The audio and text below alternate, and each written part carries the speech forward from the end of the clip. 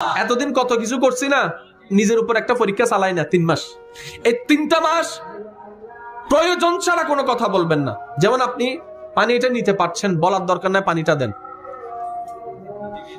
যতটুক বলার অতটুক বলবেন, যতটুক প্রয়োজন এতটুক মুখ খুলবেন।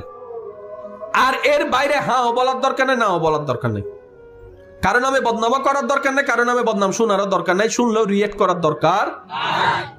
আর চোখ, জোরে বলেন না চোখ।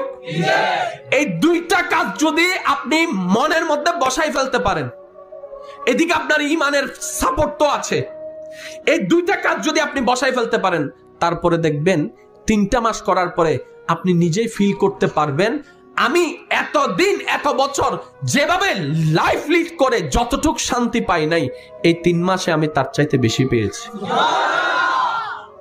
আমি কেন বলছি আপনারা শুনেন। সমাজে ঝগড়া আছে না, অশান্তি আছে না, পরিবারের অশান্তি, মামলার অশান্তি, ভাই ভাই অশান্তি, স্বামী স্ত্রী অশান্তি, সমস্ত অশান্তির মূল হচ্ছে, জোরে বলেন না, সমস্ত অশান্তির মূল কি? এবার এই মুখটারে যদি সিলাই করতে পারেন, সব বন্ধ, সব বন্ধ। আপনার লাভ কি জানেন?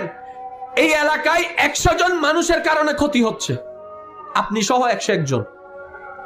আল্লাহ দরবারে রিপোর্ট যাচ্ছে।